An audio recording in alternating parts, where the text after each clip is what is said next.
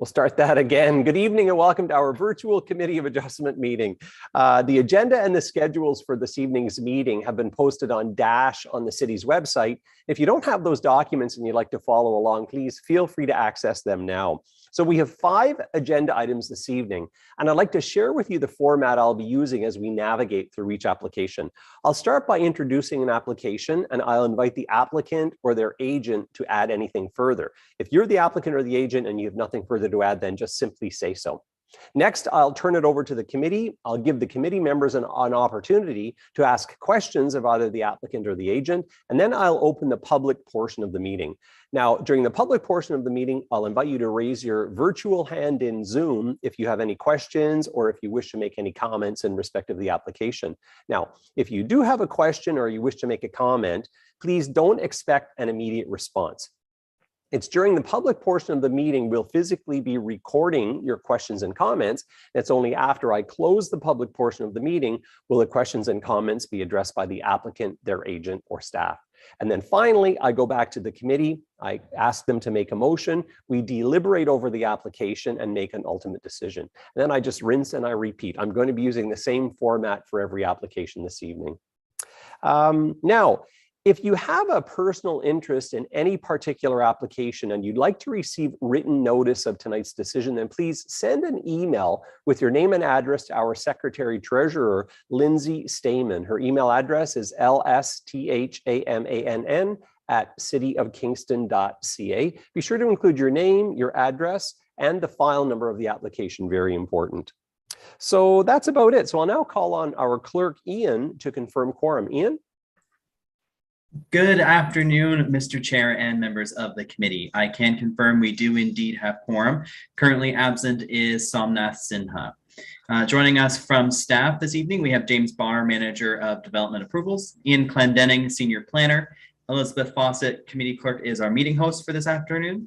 Lindsay Lambert, Senior Planner, Jacob Sleven, Intern, Lindsay Stamen, the Intermediate Planner and Secretary Treasurer for this committee. There's myself, Ian Sullivan, the Committee Clerk for this committee, and finally, but not least, Vicki Van Boot, Planner. With all that, I'm happy to turn it over to you, Mr. Chair. I do want to also confirm we have 5 members in the public viewing gallery. Very good. Thanks very much, Ian. Okay, so I'll now call the meeting to order at 5:32 p.m. and I'll refer you to the agenda. So committee members, I'm sorry. I refer to the agenda and I'm going to call for approval of the agenda with the addendum we received today. So moved by Paul and seconded by Blaine. Any discussion? So all in favor, raise your physical hand, and that's unanimously carried. All right, thank you. Next is confirmation of the minutes of the July 18th meeting. Everybody has had a chance to review them. Can I call for a motion to approve? Moved by Vincent and seconded by Blaine.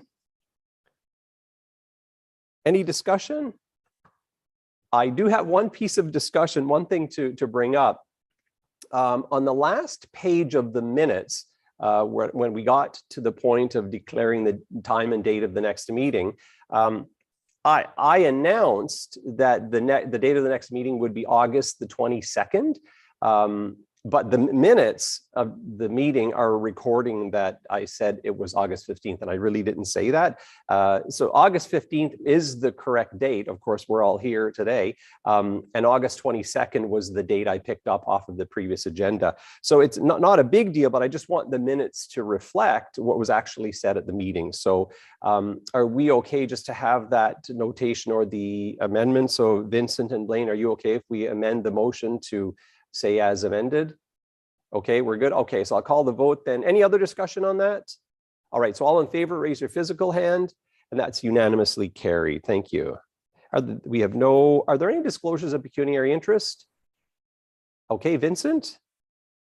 Yeah, I have one for 31 Alamane Drive. It could be perceived that I have a pecuniary interest since I've campaigned the area and talked to all the neighbors multiple times, and even about this development. So. Okay, thanks very much for that. Any other disclosures of pecuniary interest? Greg, are you? No, okay. All right. So that's fine. We have no delegations. There are no requests for deferral, and we have no returning deferred items. So the first piece of new business we have this evening is an application for minor variance for 47 Mcdonald Street. Lindsay, can I have you read this into the record, please? Through you, Mr. Chair, our first application tonight is for minor variance at 47 Mcdonald Street.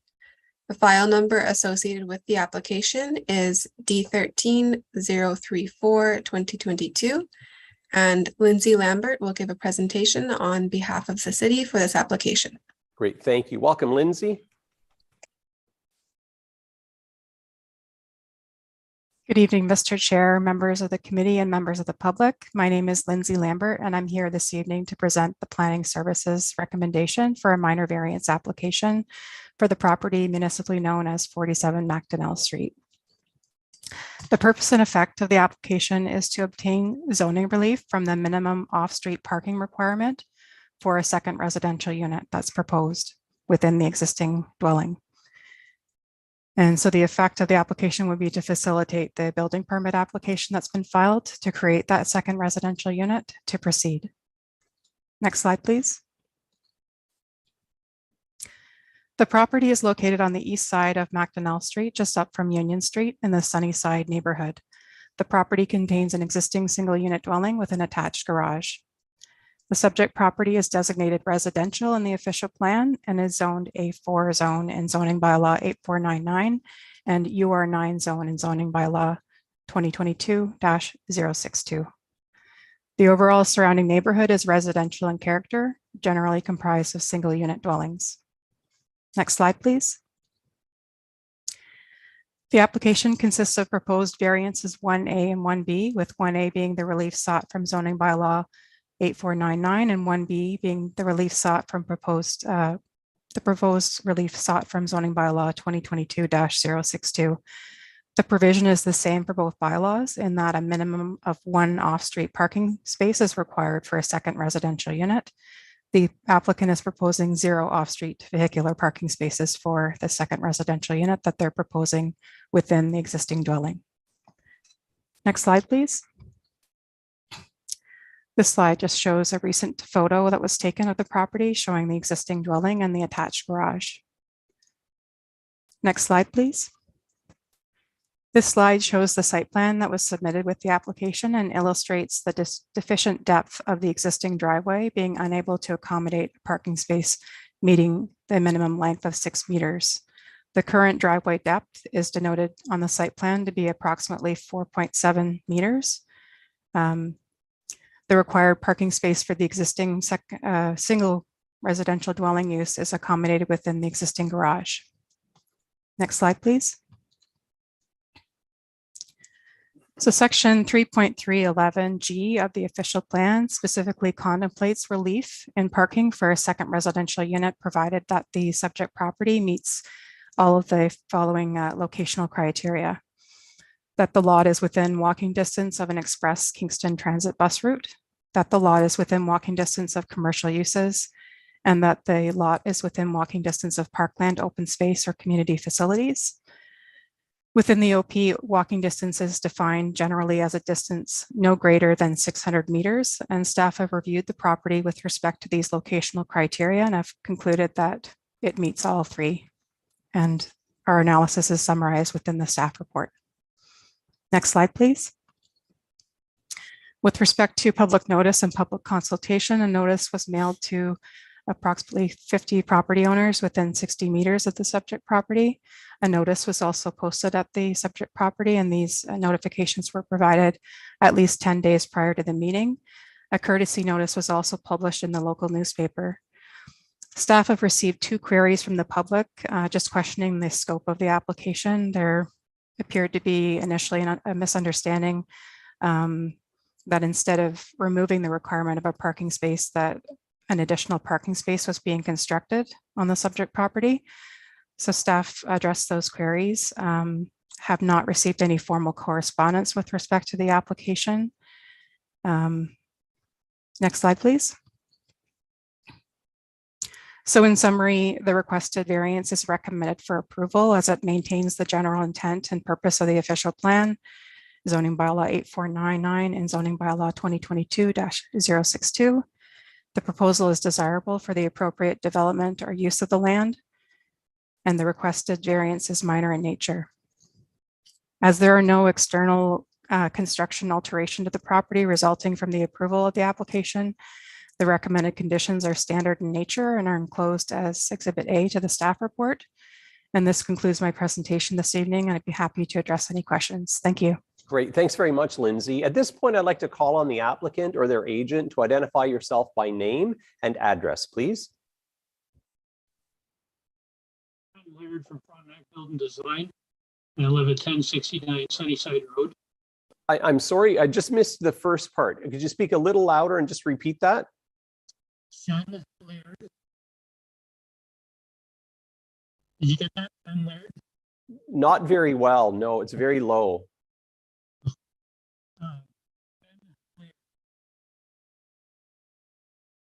Let me see if I can increase the volume. No, That's better, sir. That's better. That's better? Okay.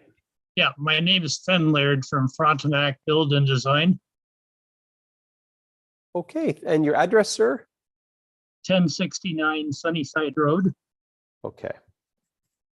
All right, is there anything further you wish to add to the application we have before us? No, I think Lindsay has made adequate representation of our request. Okay, thanks for that. Okay, so committee members, do you have any questions for the applicant or for staff? And I'm seeing none, so I'll open the public portion of the meeting. Do we have any members of the public with us this evening who wish to speak to the application for 47 Mcdonald Street? If so, please raise your virtual hand in Zoom. And do we have anybody with us this evening wishing to speak to the application for 47 Mcdonald Street? Please raise your virtual hand in Zoom. And my third and final call, if we have anybody with us this evening and you wish to speak to the application for 47 Mcdonald Street, please raise your virtual hand in Zoom. And seeing none, I'll close the public portion of the meeting and come back to the committee for a motion. So moved by Paul and seconded by Blaine. Any discussion? None. So all in favor, raise your physical hand. And that's unanimously carried. Thank you. Thank you very much. Thank you. All right, the next application we have is an application for minor variance, 31 Alamane Drive. And Lindsay, can I have you read this into the record, please? Through you, Mr. Chair, this is an application for minor variance, file number D13-040-2022 at 31 Alamane Drive. Ian Clendenning will give a presentation for this application. Great, thank you. Welcome, Ian. Good evening. Good evening. Thank you. Through the chair, this is an application for a minor variance for file number D13-030-2022. And my apologies. I'm just so sorry to get off there, but this is for 31 Alamane Drive, and the purpose of the application is to permit a two-story addition to the existing dwelling, which is to project into the rear yard and would serve to effectively attach the currently detached garage. Accordingly, variances are requested to permit the increased building depth and reduce. Go to the next slide, please. So this slide shows us the neighborhood context in both aerial format as well as the lot lines of the surrounding area. It's an established neighborhood and generally consists of single attached dwellings. If we could go to the next slide. Variances are requested under both bylaw 8499, the current in-force zoning bylaw, as well as 2022-62, which is currently under appeal. both mimic one another related to minimum side yard, minimum aggregate side yard, and the maximum residential building depth. Variances are sought to the extent of 0.6 meters for a proposed 0 meter side yard setback. I would highlight that this exists and is effectively the garage that is intended to be attached. Minimum aggregate side yard with a 1.8 meter variance to allow for a 1.7 meter reduction, and maximum residential building depth, which is proposed at 19.88 meters, which is a variance of 10.58 meters. If we could go to the next slide.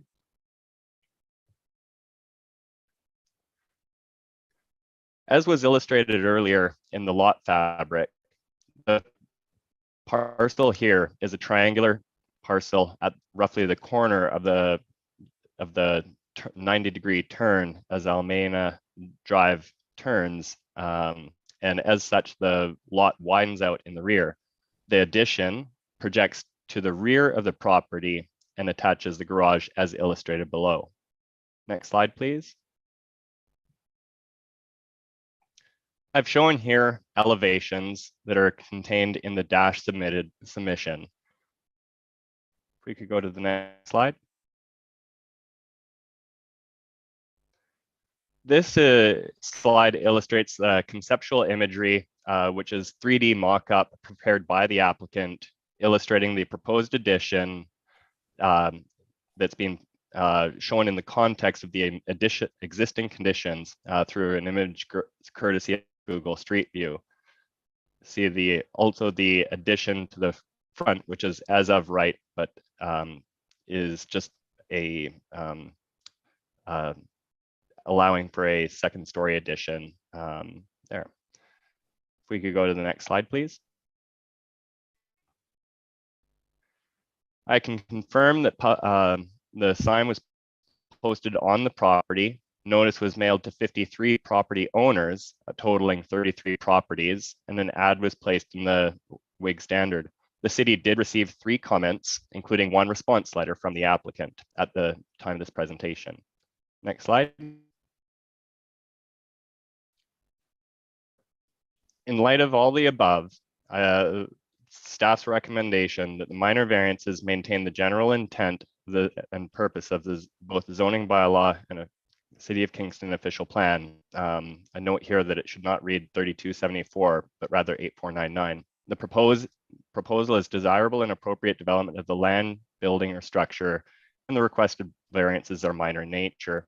As such, the proposed applications meet all 4 tests under Section 45(1) of the Planning Act, and the application is being recommended. This application will permit construction of the dwelling addition to the rear of the existing building, attaching it to an existing detached garage on the subject property. I would like to also highlight that the correspondence that we did receive was attached to the addendum to tonight's planning report. I'd be happy to address any questions you might have. Great, thanks very much, Ian. So at this point, can I call on the applicant or their agent to identify yourself by name and address for our records, please? Good evening, through you, Mr. Chair. My name is Golsa Kir Mugera. I'm a planner with Fulton Planning and Design, representing the property owners of 31 Alamane Drive. Great, thanks, Golsa, and welcome. So is there anything further you wish to add to the application?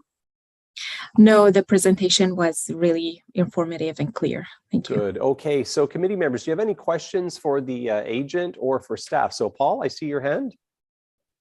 Thank you, Mr. Chair. I'm just a little confused, and this is a question to staff. It's concerning variance 3A and 3B. And maybe it's just me. It's the proposed, this is the maximum building depth. And on the old bylaw, it's calculated at 19.88 meters. And under the new bylaw, it's calculated as 21.1 meters. I'm not sure if I'm understanding why there's a difference. Good You'll question. just have to bear with me 1 second as I pull that up. You'll have to appreciate that I was having considerable computer difficulties earlier today as IT department helped me through a unfortunately timed computer update. I heard about those.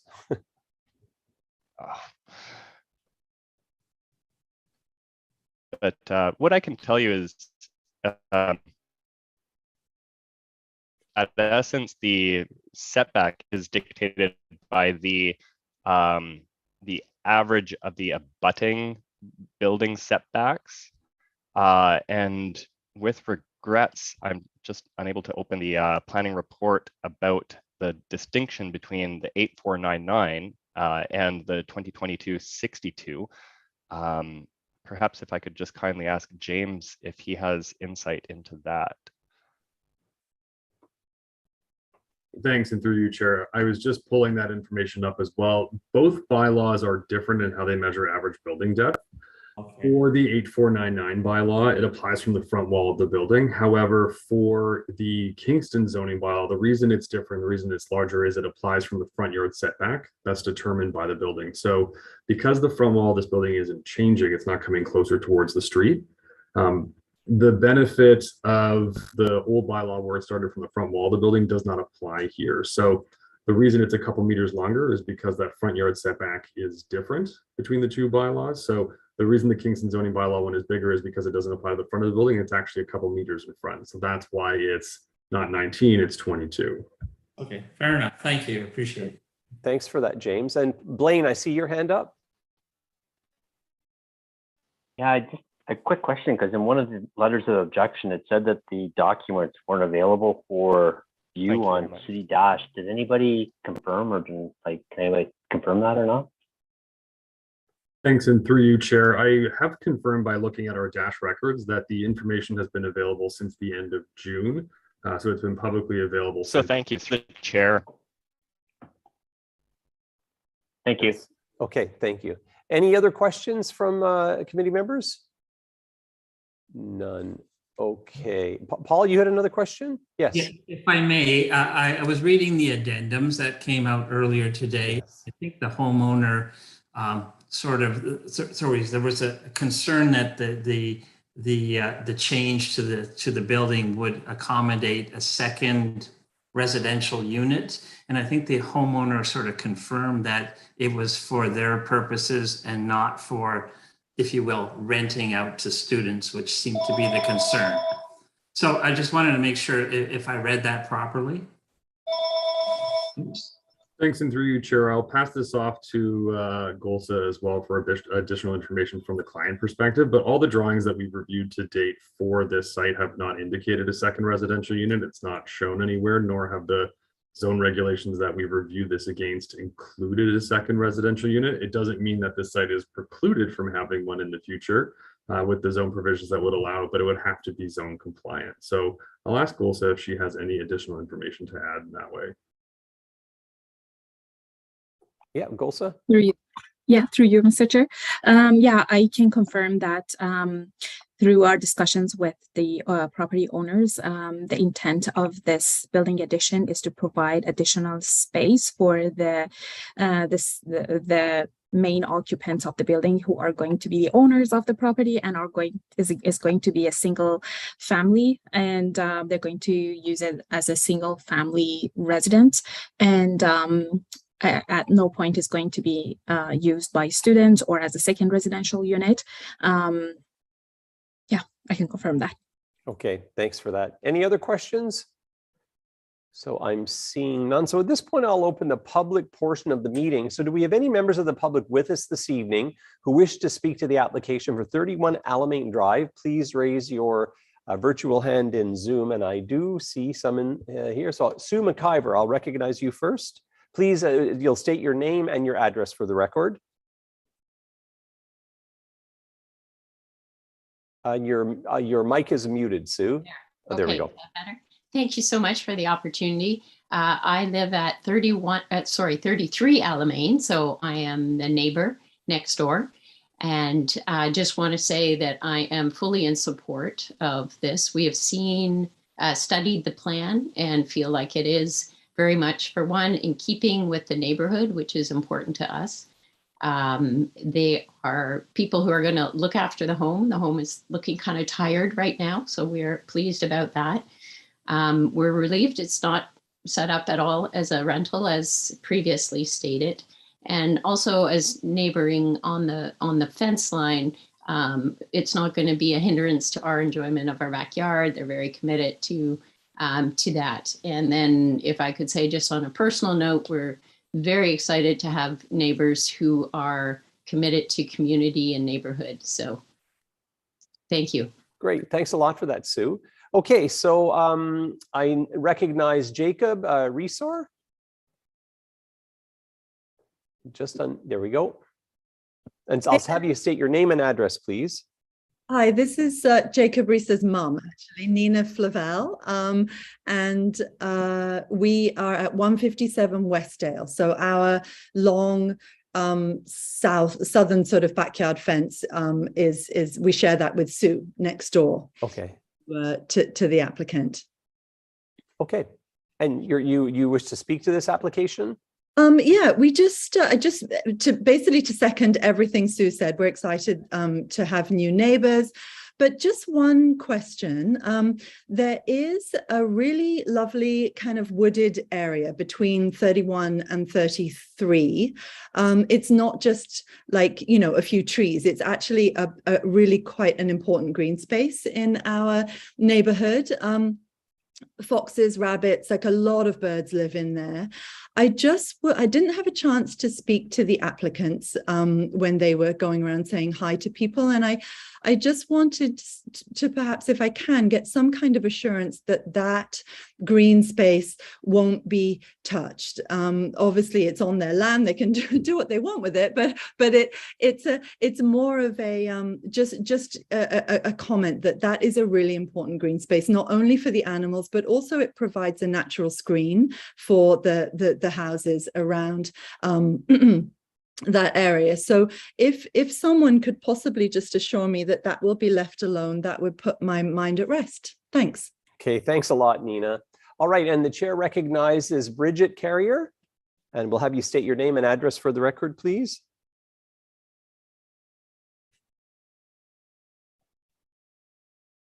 And your mic is still muted. There we go. Hello there, it's Brigitte Carrière at 116 Helen Street. So I live just west of the applicant. Okay. So actually directly, I can see directly into their backyard and they can see into mine. My question is related to the large amounts of water that we do get when it actually does rain and the pooling of it, which happens both in the middle of my yard, but also just a few feet beyond the fence that's on the property line. There was mention of elevation of the property, and I'm just wondering if that's going to affect drainage into my or onto my property. Okay, that's a good question. Thank you. Okay, thanks for that. Okay, and I see Vera Vine has her hand up. I believe Vera is an applicant, so I won't have Vera speak at this point, but what I'll do is I'll have her speak when I close the public portion of the meeting. But what I'll do is I'll ask for do we have anybody else in the public gallery wishing to speak to the application for 31 Alamane Drive? Raise your virtual hand in Zoom. And I'll call my third and final time. Do we have anybody with us this evening wishing to speak to the application for 31 Alamane Drive? Please raise your virtual hand in Zoom. And I've already heard from Brigitte Carrière, so we'll close the public portion of the meeting. And I'm going to turn this back to the applicant and staff. And at this point, recognize Vera to address some of these concerns we've heard. Vera?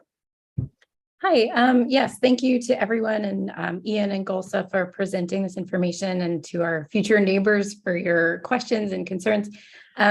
We can definitely speak to both the green space question and the water drainage. I'll go backwards. The water drainage was on my mind first. So we consulted with a civil engineer who drew up plans and confirmed that the work that we're having done will not affect the water in a negative way. So currently there's still several meters of space where the water will basically continue to pool on our side of the fence. And this will be something that we plan to look into installing a drain or something like that in the future after the construction is finished. But the work itself, my understanding, and Golsa may be able to speak to this further if I'm getting some of the details wrong, but the civil engineer confirmed that the water is currently going to sort of will not run any further towards the fence as a result of the work being done. Okay. As far as the green space, I think that, so we had several arborists come and prepare reports and consulted with us about the health of the trees, and we care very much about green space. Alan, who's sitting right next to me, studies sustainability. So this is all very important to us also. And we are going to be needing to, some of the trees that are currently dead or dying will be removed. And one or two that are considered invasive species and are going to be right next to the property will be removed, but the healthy trees are absolutely going to stay, and we will be planting new trees also to help increase the green space. So the large black walnut, for instance, that I'm sure everyone in the neighborhood loves, that will absolutely stay, and so will all the other healthy trees. Okay, very good. Thanks very much for that, Vera. So we had some other concerns. I don't know if Ian or Golsa, did you want to speak to those? Yeah, through you, Mr. Chair. I just want to add to Vera's comments that there are going to be about 10 trees that are going to be preserved, and we have submitted a tree inventory and preservation plan that is available on Dash for public to refer to, and we also submitted a grading plan that confirms that there is no adverse impact in terms of the stormwater direction on the property, and that's also available on Dash. And yeah, I'm assuming that I have responded to the major concerns. Sure. Yeah. I'm just referring back to the addendum we received today. There were 3 letters, but specifically of the 2 letters, one, I'm just going to read these objections out just to be sure we cover them. Does this lead to a neighborhood of townhouses? That was, I think, one of the concerns. There was no access to the backyard except through the house, so they wondered about that from a health and safety perspective. And the scale of the dwelling, they said it appeared to be out of place somehow, although I didn't see that it was. And another letter complained that notice was not provided to a lot of people. The other concern was that the diagrams they found were misleading, that the existing buildings were more tightly packed than the drawings suggest. And they were worried about the repurposing and a fear that the expansion would lead to student accommodation. And then finally, there was one comment. I don't know if it was really a concern, but it dealt with utility access. Would there still be a way for Utilities Kingston to get back there? So if these are things that we could at least address, that would be good. Ian, I see your hand up.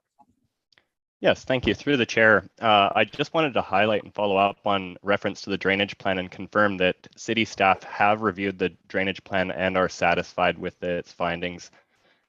With respect to access, with specific reference and concern raised by the public, I did recirculate Utilities Kingston, and they confirmed that they are very comfortable with this and understand how to address these issues, which do exist throughout the city. So in terms of Utilities Kingston's, they are not concerned and highlight that if they are in a position of having to remove the fence sections, that it would be the homeowner's responsibility to reinstate such fencing or as necessary. I would also like to highlight that the report does confirm that the width at the westerly side yard, it is still sufficient municipality. I'd also even take this opportunity to highlight that the City of Kingston does use its authority under Section 132 of the Municipal Act and has passed bylaw 20. A bylaw to allow for the use for entry upon adjoining lands for the purpose of making repairs, alterations to such buildings. So just want to highlight that while this is a reduced setback, it doesn't encumber it in an unnecessary fashion or extensive fashion. The scale, when I was drawing up tonight's presentation, I saw fit to highlight through the 3D Ian, modeling. Sorry, Ian, I'm just going to cut you off. Your audio is very choppy. I'm wondering if you can turn your video off. There might be more bandwidth to get a clearer audio. Sorry, not that we don't want to see you, but just trying to get, we want to hear you. Absolutely. So with regrets there, I was just going to speak to the issue of scale and highlighting how the width of the building's frontage is not being expanded. While there is that pocket window at the top that's being added, which services a new second story to the addition. Number one, that is as of right permission. But also that really the substantive addition is being projected from the rear. I'm just going to pause here to make sure with my speaking clearly.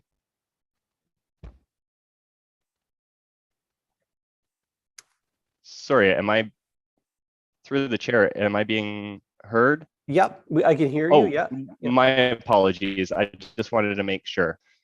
So that I thought was made clear in the imagery of the 3D modeling, as well as the Google Street View, highlighting the minor changes to the density within the neighborhood. Right. Always a concern of the city is notice provisions. Notice was circulated in accordance with the Planning Act, including the 10 days notice. I did reply to both parties highlighting the statutory requirements, including the turnaround time for hearing an application. Of course, the Planning Act itself balancing the private property rights with the public interest of providing input to a planning process. I was able to provide hyperlinks which directly accessed with instructions the material that has been provided since the application notice went out. So I hope that addresses the issues of scale, the diagrams, the access, and the drainage and the notice. Yep. Good, thanks for that. And anything else, Ian? That is everything that I have to offer at this time. So Golsa, I see you have your hand raised. Yes, through you, Mr. Chair. I think Ian covered most of the information.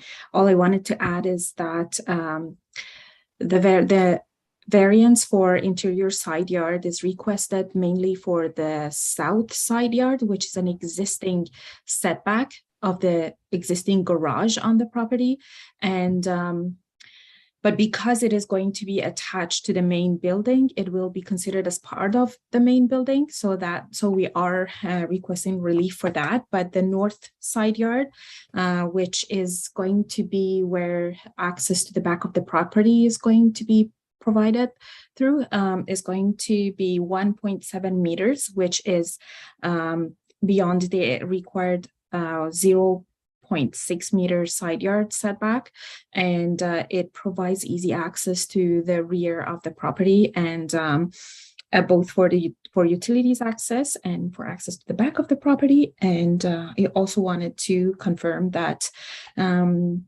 this application does not intend any type of townhouses or student housing or anything like that. No rental type of use is going to be proposed, and elevations and the architectural renderings confirm that the addition is not going to be greatly seen by from the street. Okay, great, thanks for that. And that's I have everything crossed off on my list. So that at this point I'll turn it over to the committee, and we'll look for a motion first. So moved by Paul and seconded by Greg.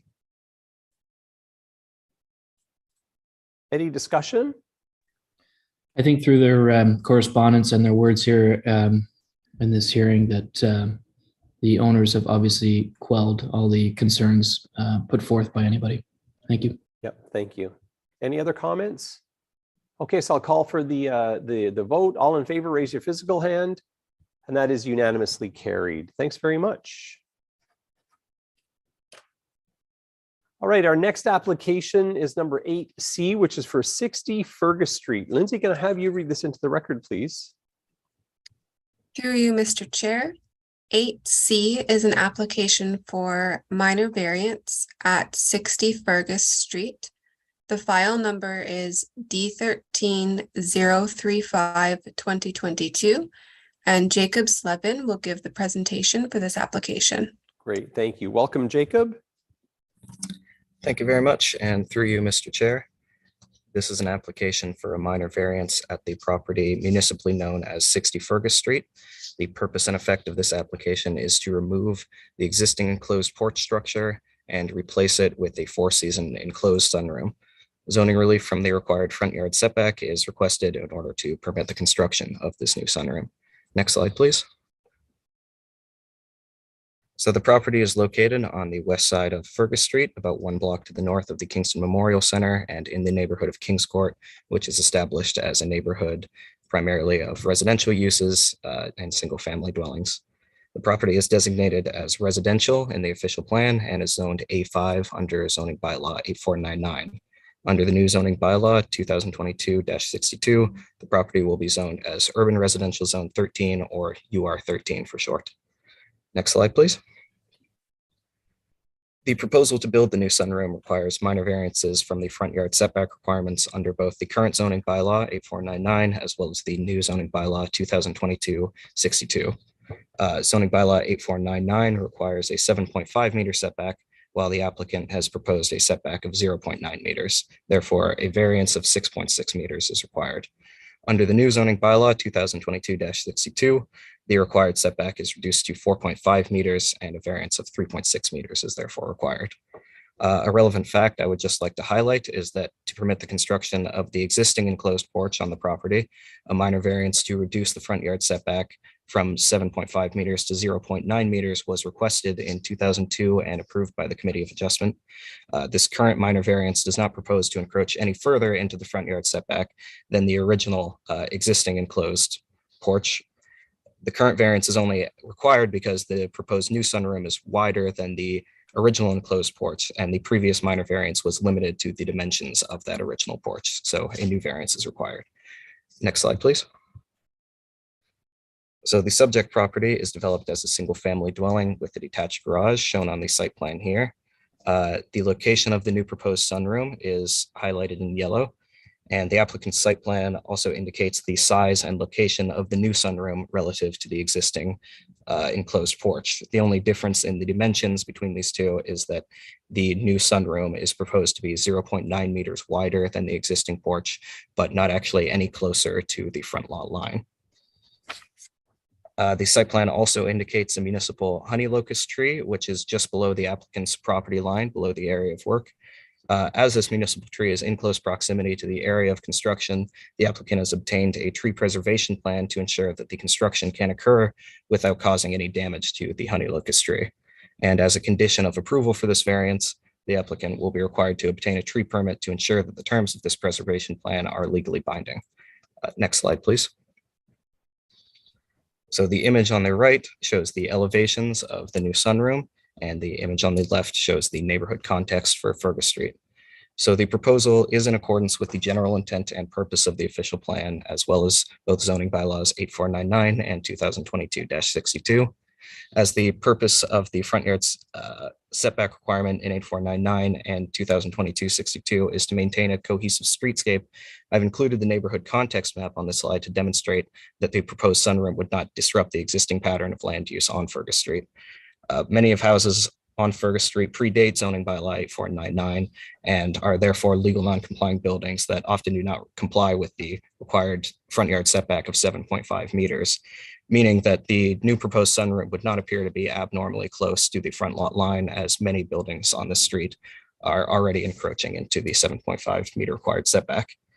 The proposed variance is minor, as the only proposal As the proposal only contemplates a small increase in floor place from the existing enclosed porch, the variance is desirable as it would allow the applicant to use the sunroom in all seasons, whereas the existing enclosed porch is not insulated and cannot be used in the winter as a result of that. No adverse impacts to the neighborhood properties are anticipated as a result of this application. Next slide, please. So for public consultation, a public notice sign was posted on the property on August 4th, 11 days before this meeting. Notice of the meeting was sent to 48 property owners, as well as an advertisement that was placed in the Kingston Whig Standard. And as of the finalization of this presentation, no public comments were received, and I can also confirm that no public comments have been received since the finalization of this presentation. Next slide, please. So since this proposal is compliant with the 4 test for minor variances, Planning Services recommends the approval of this variance subject to the conditions outlined in Exhibit A of the staff report. So thank you all very much, and I would be happy to answer any questions that the committee or any members of the public may have. Thank you. Thanks very much, Jacob. So committee members, or at this point, I'd like to call on the applicant or their agent to identify yourself by name and address, please. Hi, my name is Meredith Powell, and I live at 60 Fergus Street. Okay, welcome, Meredith. Is there anything further you want to add to the application we have before us today? No, thanks, Jacob. That was very thorough, and I have nothing else to add. Okay, so committee members, do you have any questions for the applicant or for staff?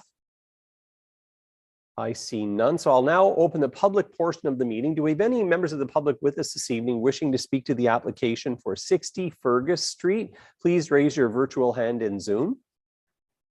And do we have anybody with us this evening wishing to speak to the application for 60 Fergus Street? Please raise your virtual hand in Zoom.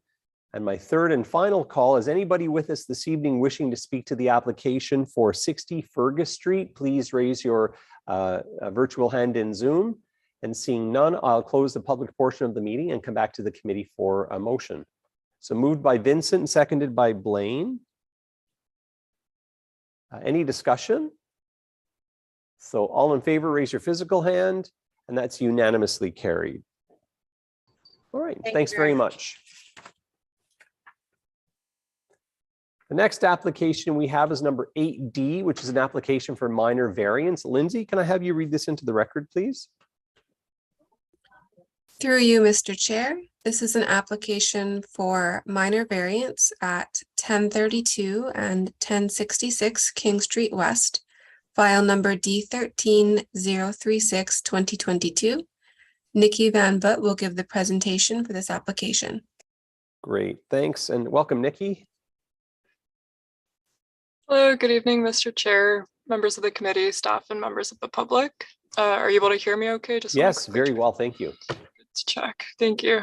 So the purpose and effect of this application at the subject property, which includes 1032 and 1066 King Street West, is to reduce the minimum off-street parking space requirement from a total of 329 spaces to 320 spaces under the site-specific multiple family dwelling B3316 zone of zoning bylaw 8499.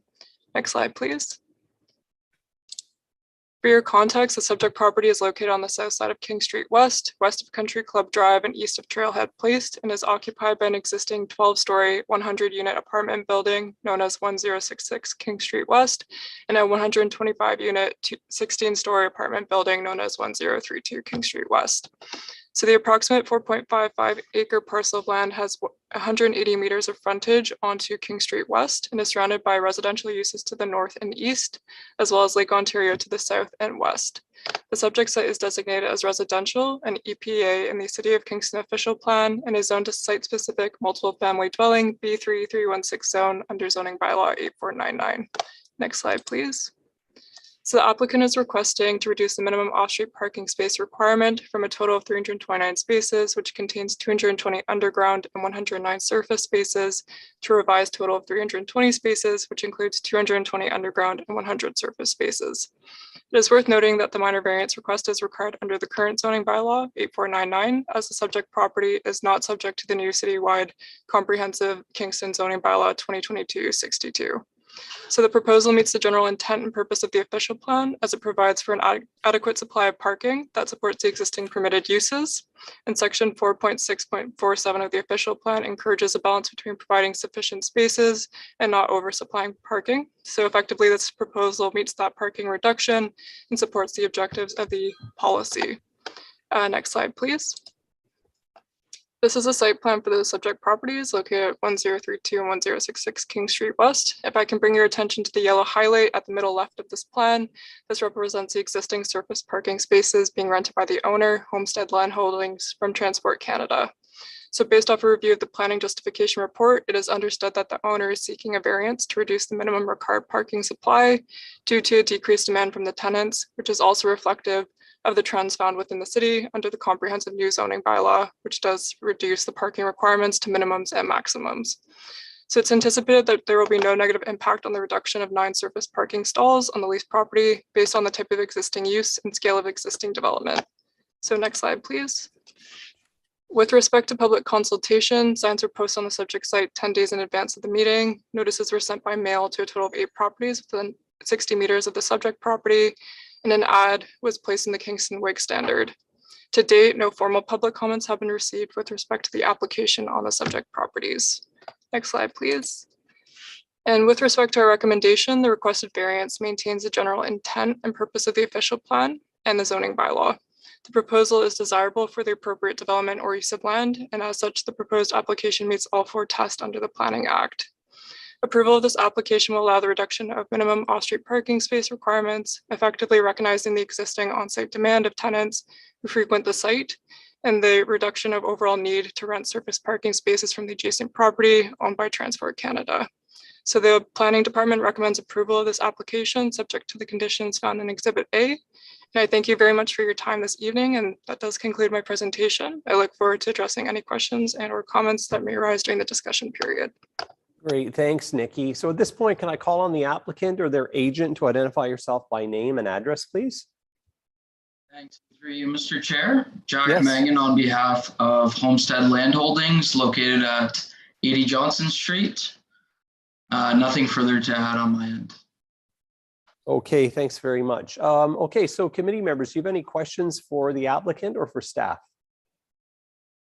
I actually do have one. Nikki, could you put up your exhibit number H again? It was just more for clarification. Your exhibit H showed in yellow the parking spaces that where the 9 parking spaces are. If you go to slide 7, it does show that in a bit of a clearer image. It does. It's actually quite clear. So it's the area in yellow. And when I compare that to exhibit number G, which is just before that, it's the aerial view. It looks like there's only parking in really the top half of that. So I guess I just want to be, but it looks like there's more than 9 spaces. It looks like there's 30 spaces maybe. Through you, Mr. Chair, in regards to the parking, there's currently 20 spaces being rented from that parcel. So I believe the site just on the subject lands is roughly 320 spaces. So there are additional spaces being rented on the Transport Canada parcel, which is that yellow highlighted portion. The yellow, but it looks like not all of that is parking. It looks like most of it's grass, like two-thirds of it is grass. Do I get that correct? The lower portion is grass area. Is that what you're wanting to confirm? Yeah, Sorry. I'm just trying to get a handle on where the 9 parking spaces are being lost, because what I'm seeing here, it looks like there's more than 9 being lost. I just need clarification. I'm not sure if, through you, Mr. Chair, if maybe the applicant would like to speak to that. I believe in the planning justification report, it did note that there were additional spaces, I believe a total of 20 being rented from Transport Canada. Okay. So that is in line with what you're viewing. However, on site currently between that parcel, if you go to slide 7 of the PowerPoint presentation, that does demonstrate the 320 spaces, which includes the surface and underground parking. So I believe there's oversupply right now, but Jack or Mark, if you'd like to speak to it. So there's currently 120 surface parking spaces. We're renting 20 from Transport Canada. the minimum, as per site-specific zone schedule 316, the minimum is 109. So if we remove the 20 spaces, that puts us at 100, which is 9 less than the 109 requirement. Okay. Yep. I understand now. That makes sense to me. Okay. Thank you. Committee members, any other questions? No. So at this point, I'll open the public portion of the meeting. Do we have any members of the public with us this evening wishing to speak to the application for 1032 and 1066 King Street West? Please raise your virtual hand in Zoom. And do we have anybody with us this evening wishing to speak to the application for 1032 and 1066 King Street West? Please raise your virtual hand in Zoom. And is anybody with us this evening wishing to speak to the application for 1032 and 1066 King Street West? Please raise your virtual hand in Zoom. And seeing none, I'll close the public portion of the meeting and come back to the committee for a motion. So moved by Blaine and seconded by Somnath. Any discussion? So all in favor, raise your physical hand. And that's unanimously carried. Thank you. All right, and our final application this evening is number 8E, which is for 9 The Point Road. Lindsay, can I have you read this into the record, please? Through you, Mr. Chair, our last application for tonight is an application for minor variance at 9 The Point Road. The file number is D13007-2022, and I will give the presentation for this application. Great, thank you and welcome.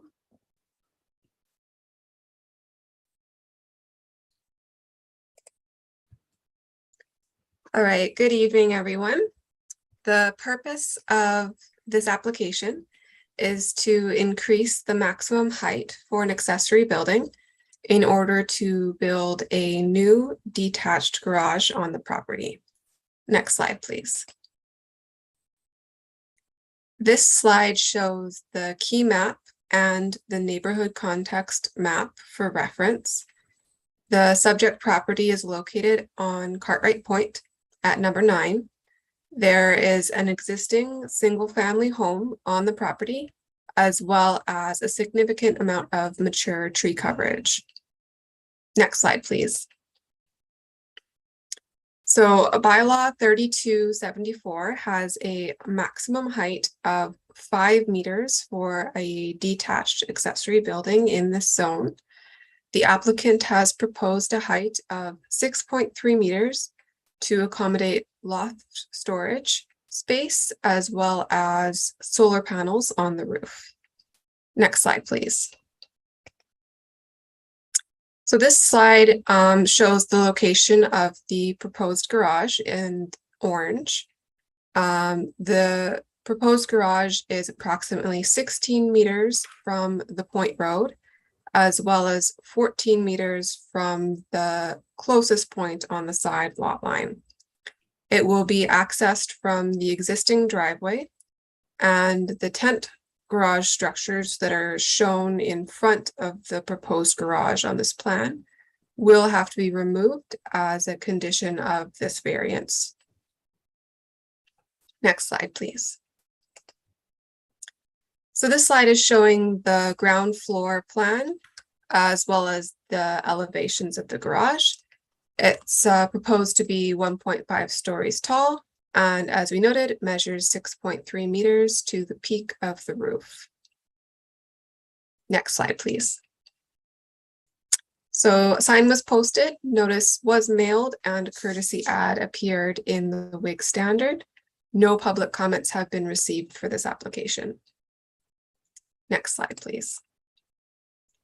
The planning department recommends approval of this application.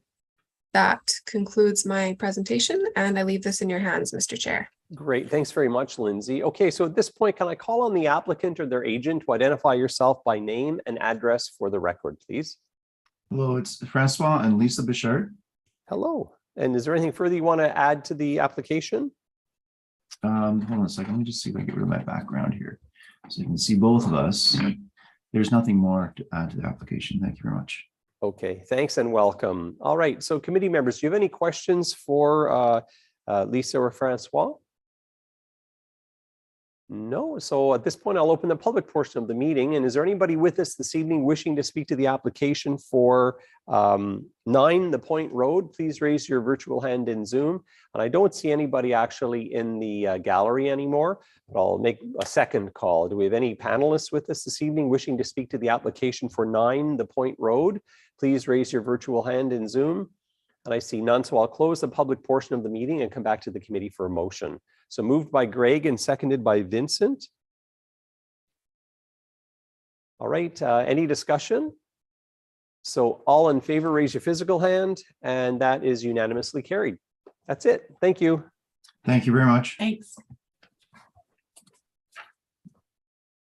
All righty. Okay, so we have no motions, no notices of motions. We have no other business, no pieces of correspondence. And the date of the next meeting, I did verify, is going to be September 19th at 5:30 p.m. at City Hall, everybody. You still have the ability to chime in virtually, but I'll be there with staff in council chambers. So yeah, so we'll be seeing you then. So I guess I need now a motion to adjourn.